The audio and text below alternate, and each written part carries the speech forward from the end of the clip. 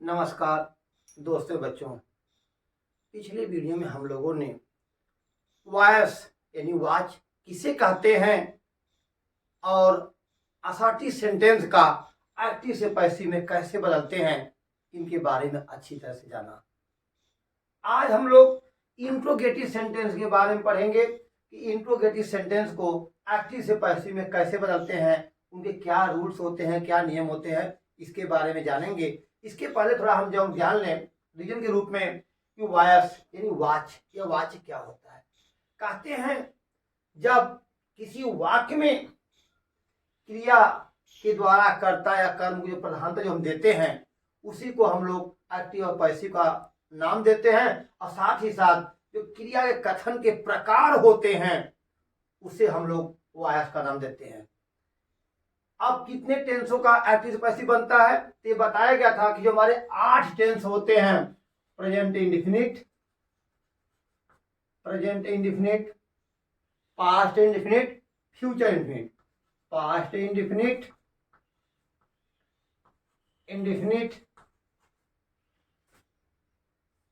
IT indefinite और future indefinite.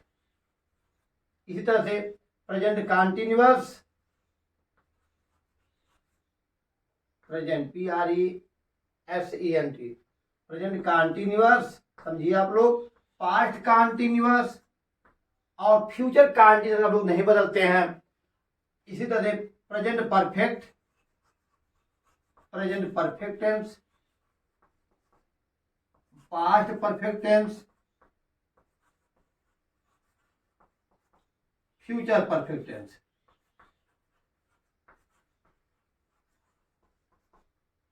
फिर उसके बाद ये जो हमारे 8 टेंस होते हैं, 3, 3, 6, 2, 8 जो टेंस होते हैं इनका हम लोग एक्टिव से पैसिव परिवर्तन करते हैं। साथ ही साथ जो हमारे आदर्श सहायक क्रियाओं से बने हुए वाक्य होते हैं उनका भी हम लोग एक्टिव से पैसिव में परिवर्तन करते हैं। हमने इसके पहले सीखा कि प्रेजेंट इंडेफिनिट टेंस का एक्टिव वॉइस में क्या सहायक क्रिया होती है, तो कहते हैं एक्टिव वॉइस अगर डू और डज होती है, लेकिन पैसिव वॉइस में बताया गया था डू या डज। लेकिन पैसिव वॉइस में बताया गया था कि यह इज, एम, आर होती है, इज, एम, आर। पास्ट की बात जहां तक की गई थी इसकी सहायक क्रिया केवल डिड होती है, यहाँ को मिटा दे रहे हैं समझने के लिए, डिड होती है, और पैसिव वॉइस में सहायक क्रिया वाज और वर होती है। इसी तरह से फ्यूचर इंडेफिनिट की जब हम लोग बात करते हैं तो उसमें कहा गया था कि सहायक क्रिया तो विल और शैल होती है, और जबकि पैसिव वॉइस में इसी टेंस की सहायक क्रिया को बताया गया था विल बी और शैल भी होती है। विल, शैल, अब बी लगा देंगे, सभी बी लगा देंगे, विल बी और शैल भी। प्रेजेंट परफेक्ट, जब प्रेजेंट कंटिन्यूअस में इज, एम, आर की बात की गई थी, सी फॉर कंटिन्यूअस से समझ लेंगे, इज, एम, आर, यह हमारा क्या होता है, यह एक्टिव वॉइस सहायक क्रिया थी, और हम लोग सीख रहे थे पैसिव वॉइस की सहायक क्रिया के बारे में। तो पैसिव वॉइस जो सहायक क्रिया हमारी होती है वो होती है इज, एम, आर, और साथ में लगा देते हैं क्या, बीइंग। पास्ट कंटिन्यूअस की बात की गई थी तो इसमें बताया गया था पास्ट का सहायक क्रिया होती हमारी है वाज और वर होती है, was, were.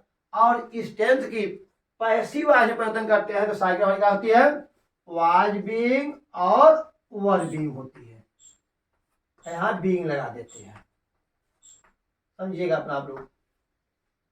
Present perfect tense की सहायक क्रिया क्या होती है एक्टिव वॉइस में, तो हम लोग जानते हैं कि प्रेजेंट परफेक्ट टेंस की सहायक क्रिया जो होती है हमारी पी फॉर परफेक्ट लोग समझ लेंगे, हैज और हैव होती है, हैज और हैव। लेकिन जब इसी टेंस का हम लोग पैसिव परिवर्तन करते हैं तो हमारा क्या बनता है, हैज बीन और हैज, हैव और लगा देते हैं, इसके साथ बीन कर देते हैं। लेकिन जब हम पास्ट परफेक्ट की बात करते हैं तो पास्ट परफेक्ट की सहायक क्या होती है, ओनली तो एक्टिव वॉइस में हैड होती है, लेकिन तो इसको हम लोग पैसिव वॉइस बोलते हैं तो कर देते हैं हैड बीन। क्या करते हैं हम लोग, हैड बीन लगा देते हैं। और उसके बाद फ्यूचर परफेक्ट टेंस की सहायक क्रिया होती है हम लोग ये भी जानते हैं फ्यूचर परफेक्ट क्या होती है, विल हैव और शैल हैव होती है एक्टिव वॉइस में, लेकिन शैल हैव। लेकिन जब इसी टेंस का हम लोग पैसिव वॉइस बदलते हैं तो सारी बात क्या होती है, विल हैव बीन और शैल हैव बीन होती है। विल हैव बीन और शैल हैव बीन, अब जो समझ लेंगे आप लोग, शैल हैव बीन हमारी हो जाती है। ये तो रहा हम लोग इसके पहले किन टेंसों का पैसिव से पैसिव बदलता है इसके बारे में जाना।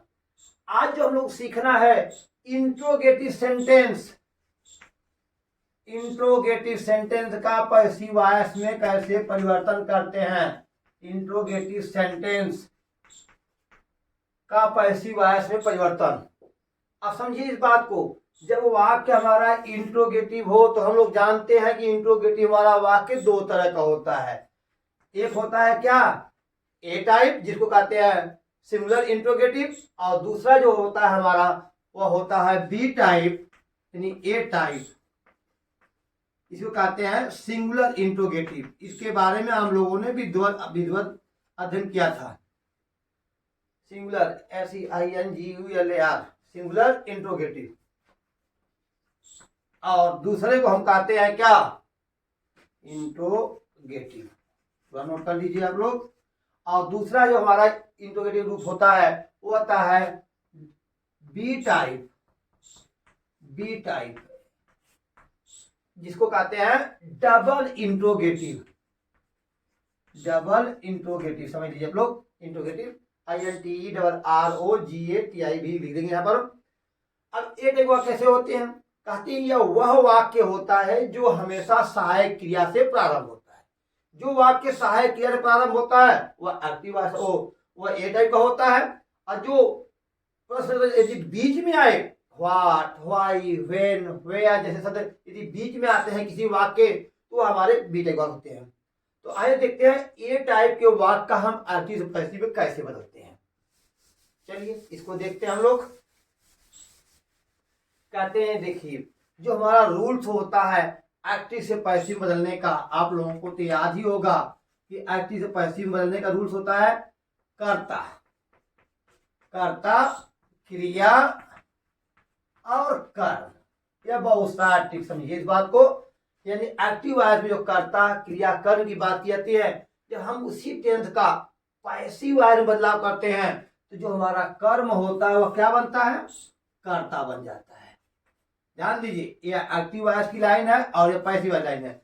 एक्टिव वॉइस में जो कर्ता कर्म है वही पैसिव वॉइस में क्या बनता है, कर्ता बनता है।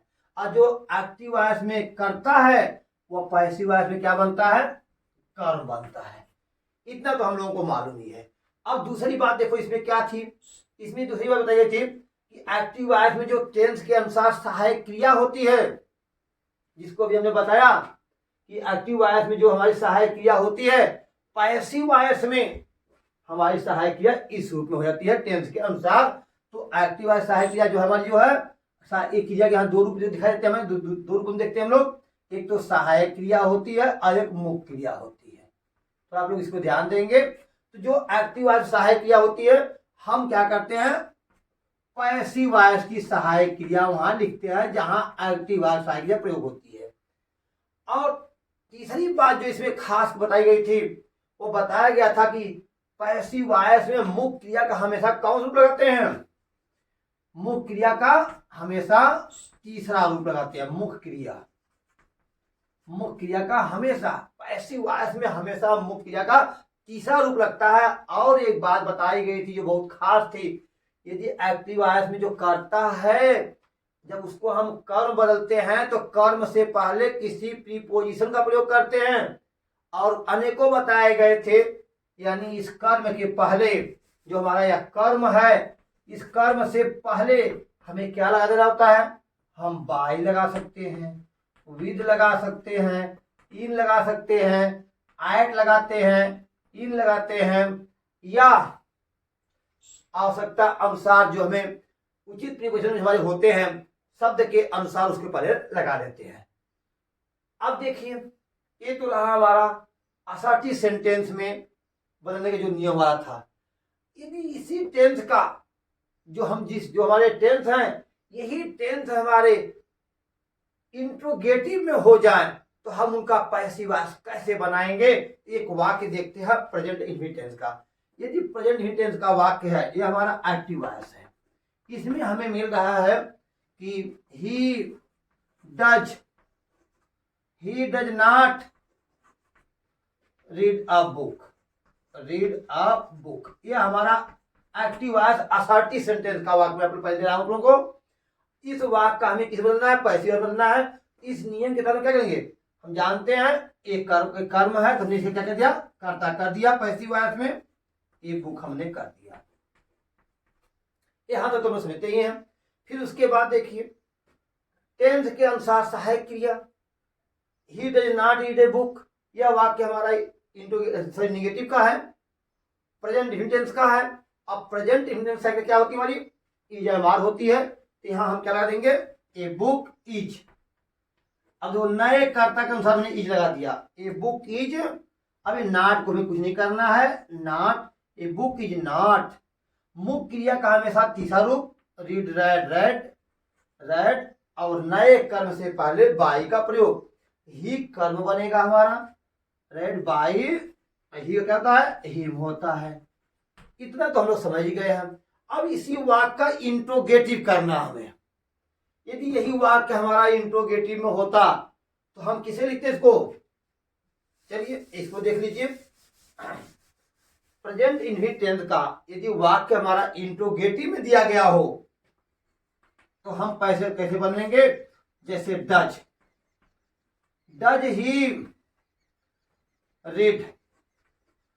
ही रीड अ बुक, यह वाक्य हमारा है। अब हमने क्वेश्चन मार्क यहां लगा दिया। अब देखिए इस वाक्य को पैसे बदल जाए, बस कुछ नहीं करना है हमें। एक्टिव से पैसिव हमारे सेम नियम होते हैं, इसमें कर्ता ही यह कर्म बनेगा, जो कर्म है वह कर्ता बनेगा। अब समस्या आ रही है कि यदि यह वाक्य इंट्रोगेटिव का है तो एक्टिव वॉइस में सहायक क्रिया पहले लिखी गई है। यदि एक्टिव वॉइस में सहायक क्रिया पहले लिखी गई है तो हम भी क्या करेंगे, पैसिव वॉइस में सहायक क्रिया पहले लिखेंगे। लेकिन इनकी जो सहायक क्रिया है वह टेंस के अनुसार एक्टिव वॉइस में जो सहायक क्रिया लगाई गई है जुड़त, उसके अनुसार है। और इनका कर्ता हमारा ही है, उसके बाद डज लगा दिया। अब हम चलते हैं पैसिव वॉइस में, हमें कर्ता पहले क्या मिलने वाला है। इस वाक्य में कर्ता ए बुक, अब ए बुक एक वचन है तो पैसिव वॉइस में प्रेजेंट इंडेफिनिट टेंस में सहायक क्रिया क्या होती है, इज एम आर होती है।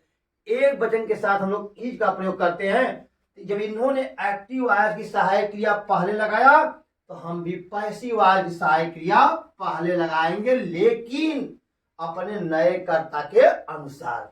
इज, अब हमारा कर्म जो है वो कर्ता बन गया, इज अ बुक। फिर उसके बाद मुख्य क्रिया का कौन सा रूप लगाते हैं, इन्होंने मुख्य टेंस के अनुसार अपनी मुख्य क्रिया लगाया। लेकिन हम तो जानते ही हैं पैसिव वॉइस पे हमेशा मुख्य तीसरा रूप लगता है, इज ए बुक। अब रीड का थर्ड फॉर्म रेड, और नए कर्म से पहले बाई या उचित प्रीपोजिशन का प्रयोग, यहाँ ही है और ही का कर्म कारक हिम होता है तो बाई हिम हमने कर दिया और अंत में क्वेश्चन मार्क लगा दिया। अब यहाँ देखिए ध्यान से, जब एक्टिव वॉइस में सहायक क्रिया पहले आई तो हमने भी पैसिव वॉइस में सहायक क्रिया पहले लिखा। फिर उसके बाद कर्ता का कर्म और कर्म का कर्ता, जो हमारे रूल्स रहे उसके अनुसार हमने काम किया। और मुख्य क्रिया का हमेशा तीसरा रूप तो पैसिव वॉइस को जन्मजात सीधा अधिकार के रूप में मिला हुआ है तो हमने इसको लगा दिया। एक वाक्य और देखते हैं, मान लो यही टेंस हमारा पास्ट इंडेफिनिट का हो, क्रमशः एक के बाद एक टेंस को देखते जाइए आप लोग। अगर यही टेंस हमारा पास्ट इंडेफिनिट का दिया गया हो तो उसको हम कैसे बदलेंगे, तो आइए देख लेते हैं, उसको भी देखते हैं। पास्ट इंडेफिनिट टेंस का पैसिव वॉइस में पहले कैसे करेंगे। अब देखो पहले एक्टिव वॉइस का हमारा वाक्य है और पास्ट इंडेफिनिट टेंस में साइकिल क्या होती है, डिड, तो हमने डिड से वाक्य को प्रारंभ किया, डिड दे, डिड जैसे यहां छोटा रहेगा, did they buy a pen, अब क्वेश्चन मार्क। यह वाक्य हमारा है did they buy a pen. अगर इस वाक्य का हमें किसे बनाना है, पैसिव वॉइस बनाना है, तो हम क्या करेंगे, इन्होंने पहले तो देखिए इस क्या इस टेंस का पैसे बनता है, हाँ ये तो 8 की लिस्ट में है, बनता है। अब इन्होंने सहायक किया पहले लगाया, पास्ट इंटेंस का सहायक इन्होंने पहले लगाया, तो हम भी देखेंगे कि पैसिव वॉइस में पास्ट इंटेंस में सहायक क्या मिलती है हमें, देख रहे हैं पास्ट इंटेंस में पैसिव वाज और वर होती है पैसिव वॉइस क्रिया। अब एक वचन के साथ हम जानते हैं वाज का प्रयोग करते हैं और बहुवचन तक चलते हैं वर का प्रयोग करते हैं, तो यहाँ पर हमारा नया कर्ता क्या मिलने वाला हमें है, दे तो एक्टिव वॉइस करता है, जो पैसिव वॉइस में कर्म होगा वही तो हमारा सॉरी एक्टिव वॉइस जो कर्म होगा वही तो पैसिव वॉइस में कर्म हमें कर्ता मिलेगा। एक पेन हमारा कर्ता हो गया। अब ये पेन एक वचन है तो हम क्या संज्ञा लाएंगे यहाँ पर, वाज।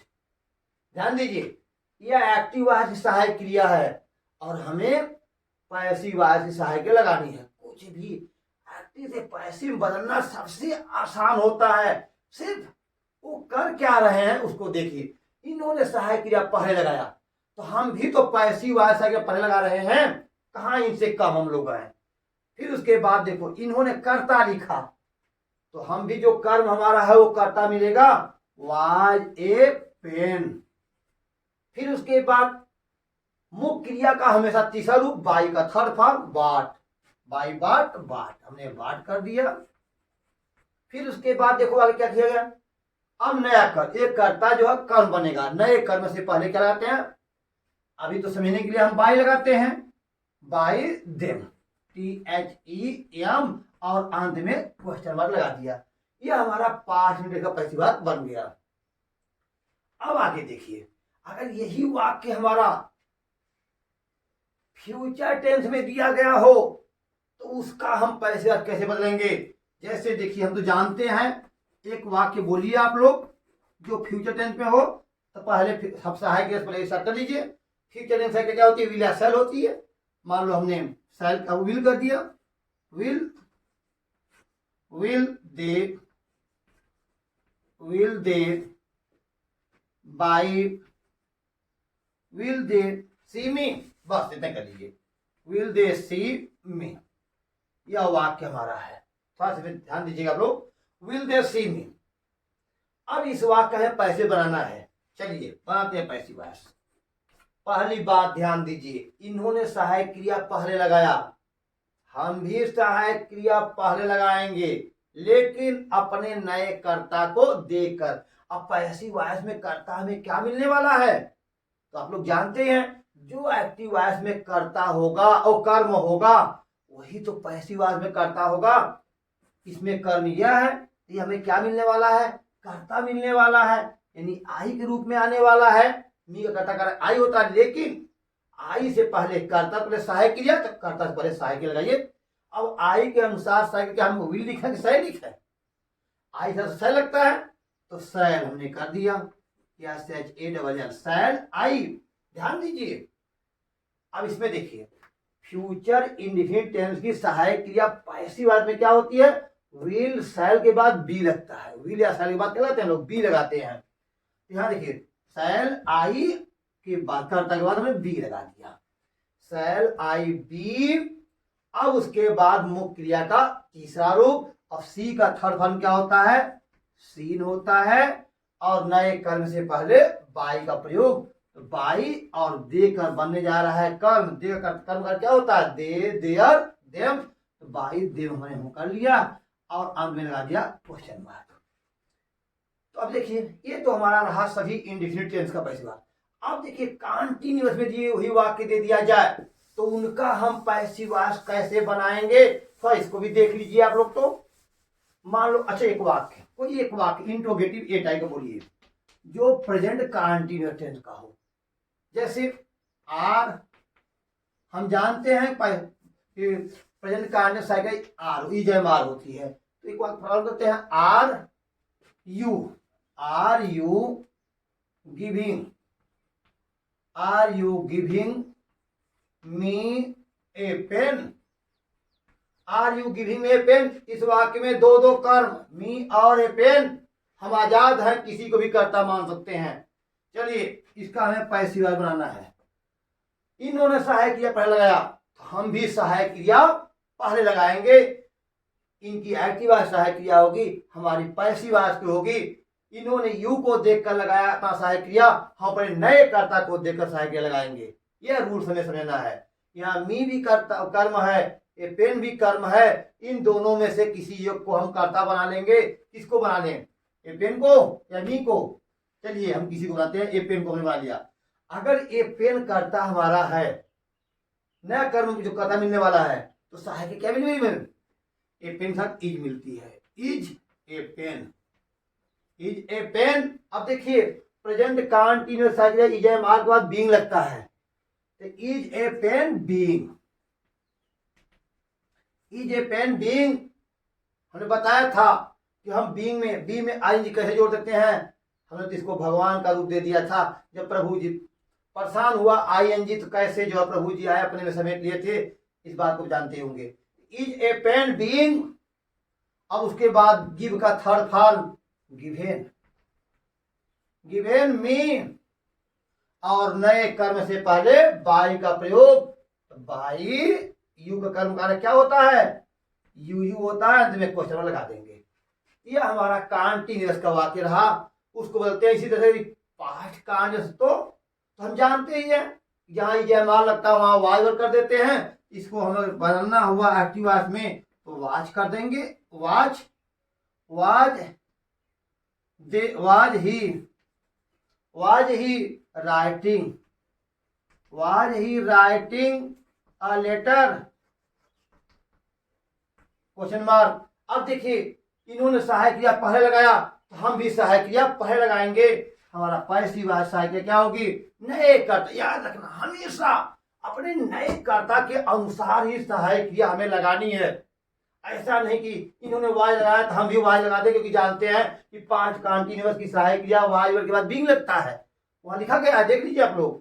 तो यहाँ पर हम क्या करेंगे, इस वाज को नहीं देखेंगे बल्कि हमने ए लेटर देखेंगे। ए लेटर के अनुसार सहायक क्या मिलेगी? वाज एक मिलेगी, क्योंकि ए लेटर एक वचन है तो हमने वाज कर दिया। Was a letter, was a letter. फिर उसके बाद जानते हैं is was being, were being, यहाँ पर कर्ता के बाद बीइंग का प्रयोग कर देंगे। बीइंग मुख्य क्रिया का तीसरा रूप रिटेन, बाई, और यहाँ ही का क्या होता है? हिम। अब ये क्वेश्चन उठ रहा होगा कि हमेशा क्या हम लोग बाई का ही प्रयोग करेंगे? नहीं नहीं, बाई का प्रयोग हमेशा नहीं होता। हमारे कुछ ऐसे वर्ड होते हैं जिनके साथ हम लोग एट का प्रयोग करते हैं, विद का प्रयोग करते हैं, विदिन का प्रयोग करते हैं। इसके बारे में हम स्पेशल जो नियम्स बताएंगे तो उसमें आप लोगों को बताया जाएगा, उसको समझाया जाएगा। चलिए आगे देखते हैं हम लोग। अभी मान लो यही वाक्य हमारा परफेक्ट में दिया गया हो, कोई परफेक्ट हो, चाहे वो प्रेजेंट परफेक्ट हो, पास्ट हो या फ्यूचर हो। तो यदि वाक्य हमारा एक्टिव वॉइस मत दे दीजिए, कोई एक वाक्य नोट कर लीजिए आप लोग, चाहे प्रेजेंट का कर लीजिए, पास्ट का, परफेक्ट होना चाहिए। हम जानते हैं जैसे हाइड मान लो है, अब बताओ हाइड की टेंस क्रिया है। आप लोग कहेंगे तो पास्ट परफेक्ट टेंस क्रिया होती है, तो हैज और हाइड किसकी होती है? या प्रेजेंट परफेक्ट होती है? हैड, हैजर। इसमें से कोई भी एक नोट कर लीजिए आप लोग। मान लो हमने हैड से ले लिया, हैड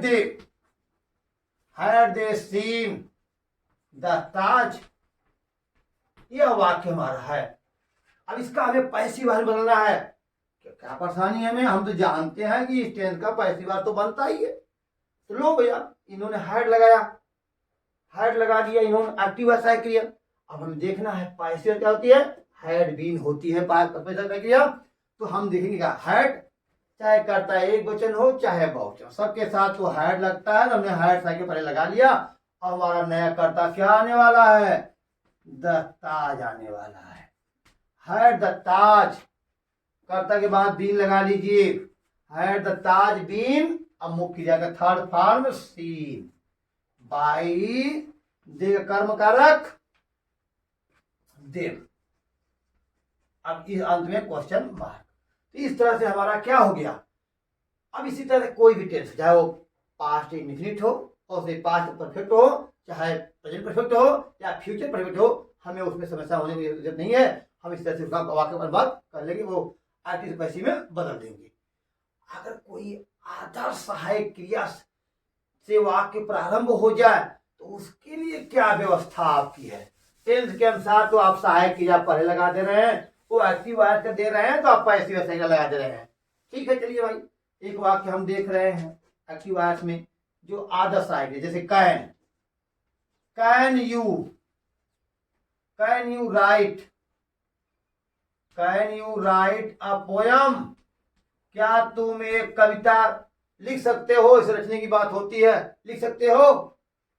चलिए भाई इसको पैसिव वॉइस बदलिए। तो अगर इन्होंने सहायक क्रिया पहले लगाया तो हम भी जानते हैं जो can, could, may, might, shall, should, would होता है, ये आदर्श सहायक क्रियाएं हमारी होती हैं और इनका एक खासियत होती है, चाहे कर्ता एक वचन हो चाहे कर्ता बहुवचन हो, यह किसी कर्ता का मोहताज नहीं होती कि वह सिंगुलर नंबर में है कि प्लूरल नंबर में है, सबके साथ यह कैन का प्रयोग होता है, चाहे कर्ता एक वचन हो चाहे बहुवचन हो। यह है आदर्श सहायक क्रिया की खासियत।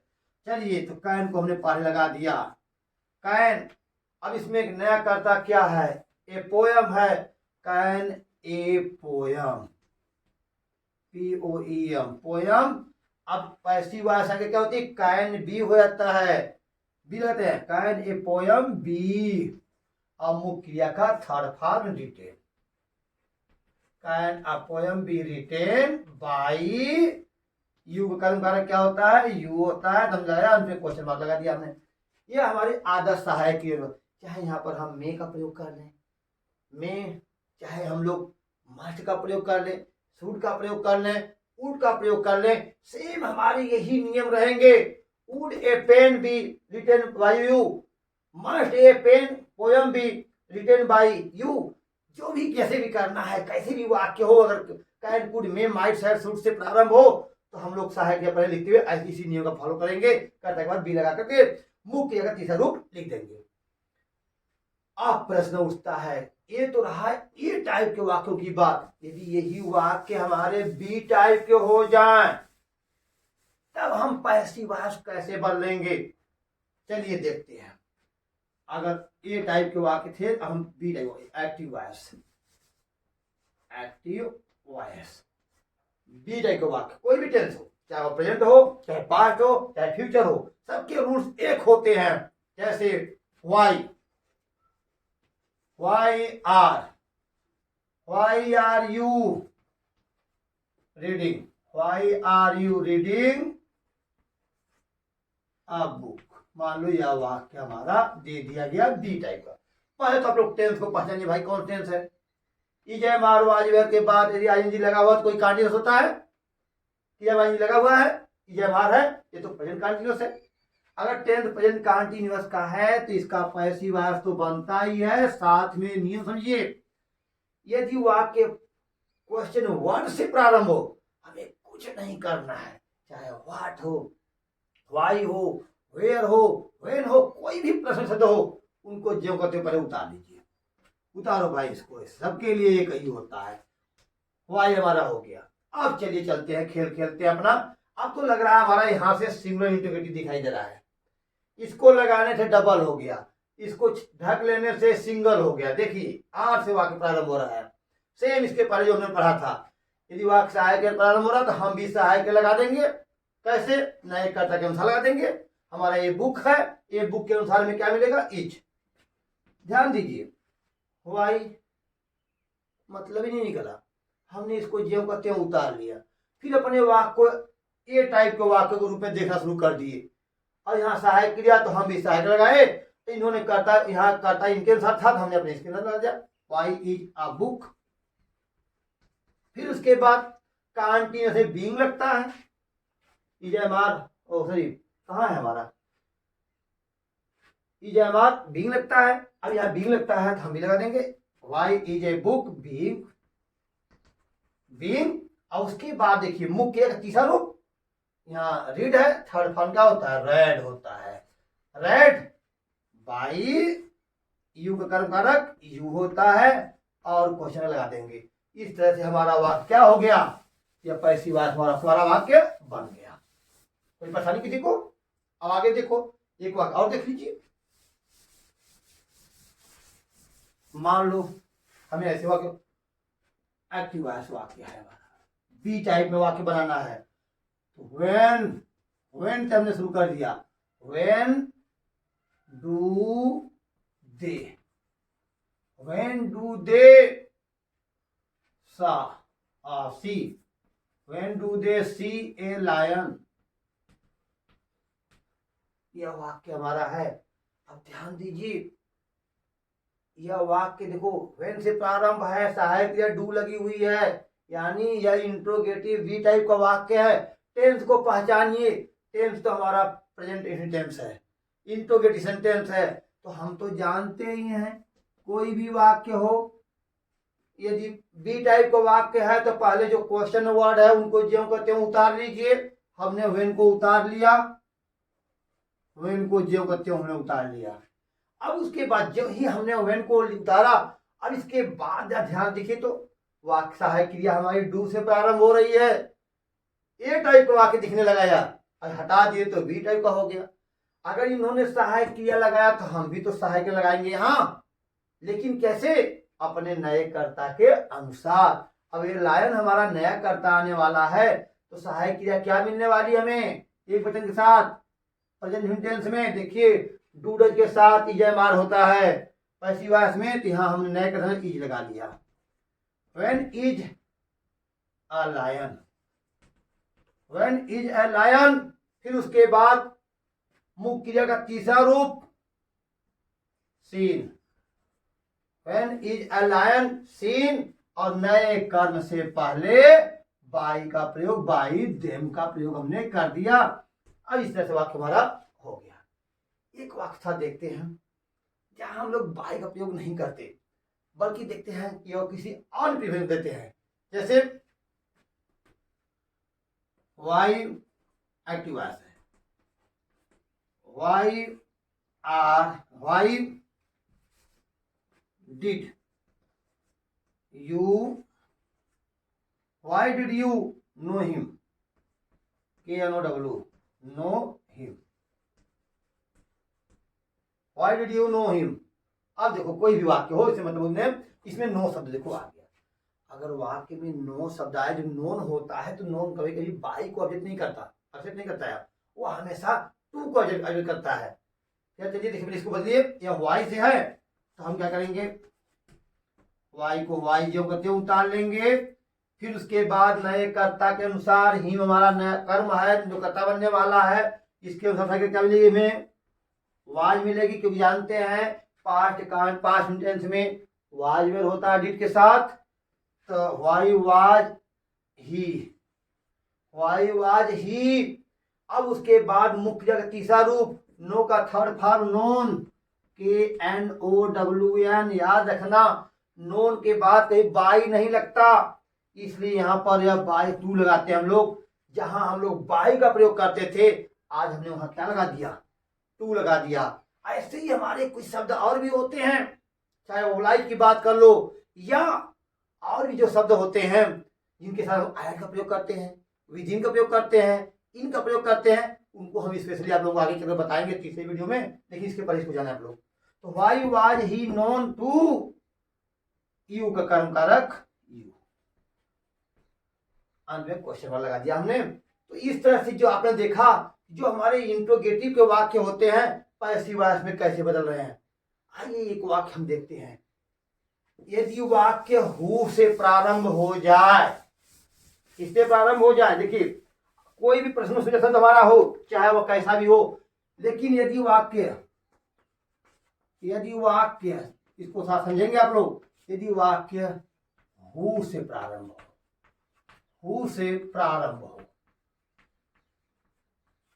हो तो इसे पैसिव वॉइस बनाते समय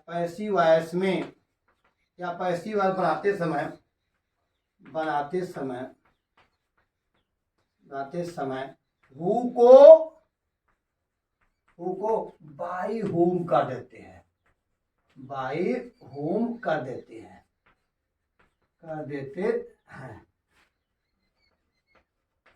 और शेष नियम हमारा जो करते होता है।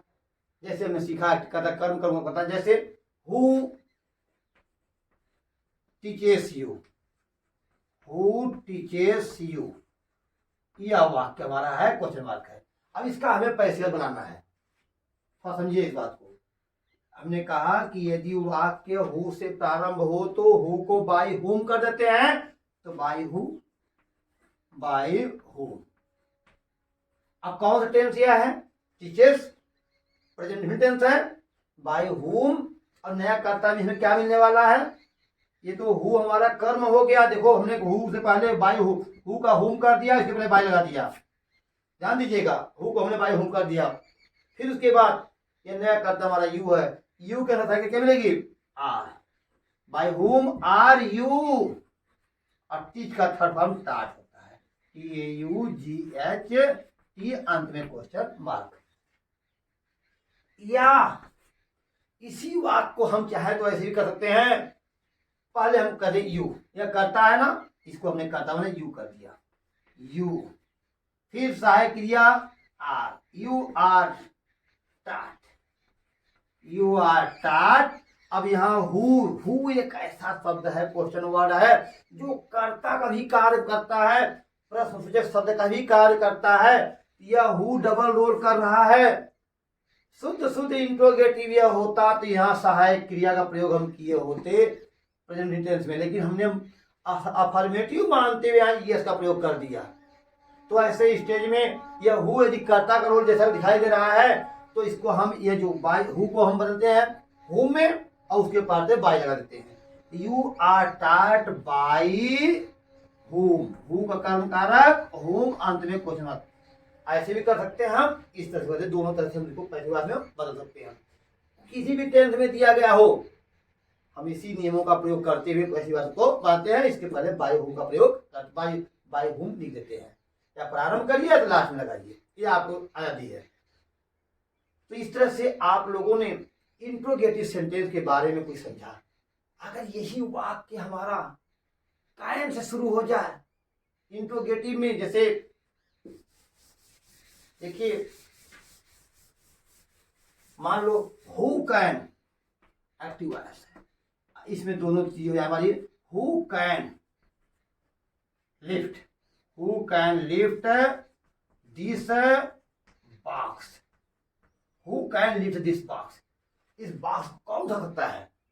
वाक्य हमारा हु से प्रारंभ हो रहा है। यदि वाक्य हु से प्रारंभ हो तो हम आजाद किसमें हैं? हु को बदलने के लिए पैसिव वॉइस में बाय हु, बाय हु, ये तो हम कर ही लेंगे। बाय हुम आप लोग जानते हैं, चाहे कर्ता एक वचन हो चाहे बहुवचन, या आदर्श क्रिया आदर्श ही होती हैं, कैन तो कैन ही रहेगा। बाय हुम कैन मुख्य क्रिया से पहले छात्र लिखने पहले बी का प्रयोग करते हैं, क्योंकि हम जानते हैं बिना बी का दर्शन किए कोई भी मुख्य क्रिया थर्ड फॉर्म नहीं बनती है। पैसिव वॉइस के भी उल्टा है। यहाँ टू बी जो हमारा नियम होता है, टू बी पूरे एक्टिव पैसिव वॉइस में बी का ही खेल चलता है। जब भी मुख्य के थर्ड फॉर्म की बात आती है, वो बी किसी न किसी रूप में उस टेंस में हाजिर हो ही जाता है, और जहां पर नहीं हाजिर होता वहां पर स्वयं आता है, रूप में नहीं बल्कि स्वयं अपने असली रूप में आता है। देखिए यहाँ पर बी कैन आदर्श सहायक क्रियाएं थी, क्योंकि बी का रोल कैसे चलता है? प्रेजेंट इंडेफिनिट टेंस में वो इजमाल के रूप में चलता है, पास्ट में वाज वर्ग के रूप में चलता है। फ्यूचर की बात आती है उसमें नहीं आ पाता तो स्वयं विल बी बन के आ जाता है। वैसे ही इसमें देखिए ध्यान से, आदर्श सहायक ये जो बात आई तो यह जो है अपना स्वयं आ गया, और इसके बाद लिफ्ट का थर्ड फॉर्म क्या हो गया? लिफ्टेड।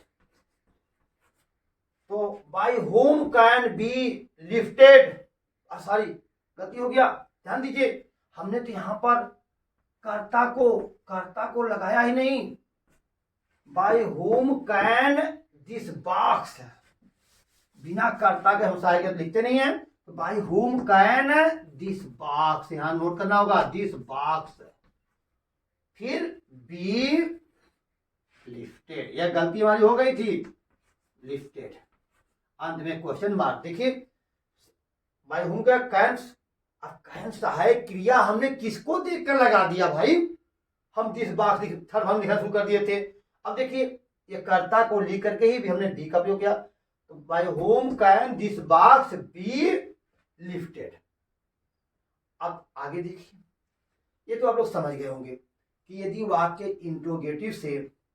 इंट्रोगेटिव में दिया गया हो तो एक्टिव से पैसिव में हम किसको कैसे बदलते हैं, ये आप लोग अच्छी तरह से समझ गए होंगे। तो मैं कुछ वाक्य आप लोगों को देने जा रहा हूं जिससे आप लोग अपने ज्ञान को परखेंगे कि एक्टिव से पैसिव में हम इसको कैसे बदलते हैं और कैसे सीखते हैं। आइए देखते हैं। पहला वाक्य है, पहले हम हु से शुरू करते हैं। Who can see an elephant, question mark. दूसरा वाक्य हमारा है, why are they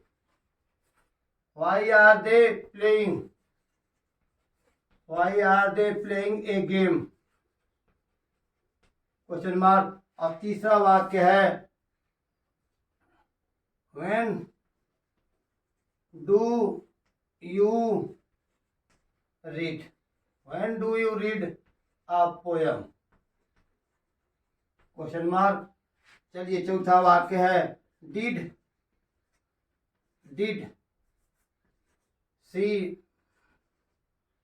C sing a song, और will they give me a book, पांचवा था। और छठा वाक्य है, शैल आई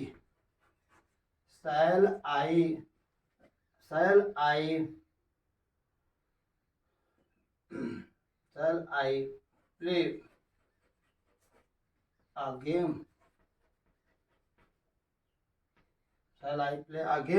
और जो हमारा लास्ट है आज का, हु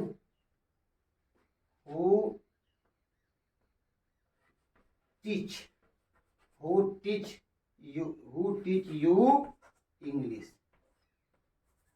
यू इंग्लिश। अब यहां देखिए, हमने हु के बाद यहां टीच शब्द लगाया, टीचेस नहीं किया, जबकि हु हमेशा एक वचन का रोल करता है। लेकिन यदि हु के बाद हमने टीचेस शब्द नहीं लगाया, केवल टीच शब्द लगाया है, इसका मतलब समझिए कि आपको अंग्रेजी कौन कौन पढ़ाता है। यहां पर इसका भाव क्या मिलेगा, हु टीच यू इंग्लिश, आपको अंग्रेजी कौन कौन पढ़ाता है। और यहीं पे यदि हम टीचेस कर देते तो यह होता कि आपको अंग्रेजी कौन पढ़ाता है। ध्यान दीजिए, इसका अर्थ कौन कौन पढ़ाता है, मतलब इससे ज्यादा लोग पढ़ाते हैं। और यहाँ पर हु टीचेस यू इंग्लिश, आपको अंग्रेजी कौन पढ़ाता है, एक ही बात है। तो इसको आप लोग नोट कर लें। और मैं समझता हूं कि आप लोग इंट्रोगेटिव सेंटेंस का एक्टिव से पैसिव में कैसे परिवर्तन करते हैं, इसे अच्छी तरह से आप लोगों ने समझ लिया होगा। तो आप लोगों को मैं धन्यवाद देता हूं। धन्यवाद।